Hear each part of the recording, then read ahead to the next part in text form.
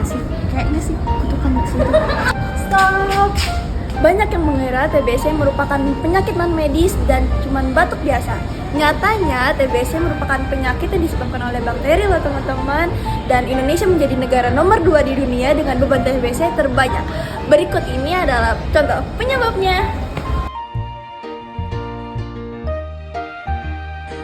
Apa ya?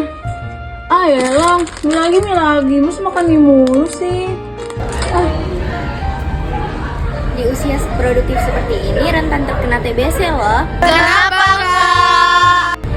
Iya, kalian lihat aja si Budi sama si Andi.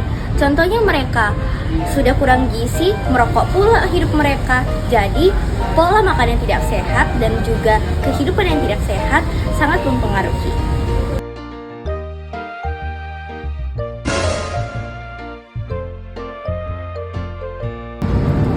Penularan TBC terjadi lewat udara saat pasien sedang batuk, yang kedua sedang bersin ataupun sedang berbicara dan tinggal di perumahan yang padat dan juga berinteraksi di rumah sakit dapat meningkatkan penularan TBC hingga 10 kali lipat.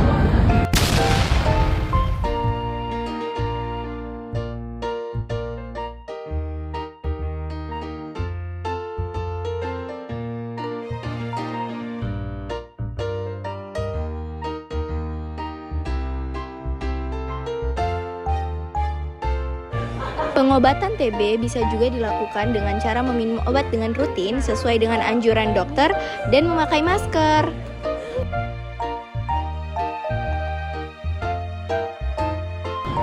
Melawan TBC bisa dimulai dari hal yang sederhana loh. Pertama, kita bisa membuka jendela. Yang kedua, menerapkan etika batuk. Dan yang terpenting, cari informasi yang benar ya. Literasi kesehatan yang baik bisa membuat pasien 10,4 kali lebih batuk minum obat. TBC bisa diobati loh dengan cara apa teman-teman? Pengobatan di puskesmas. Jangan takut, jangan malu, segera periksa jika mengalami gejala. Bersama kita eliminasi TBC di Indonesia.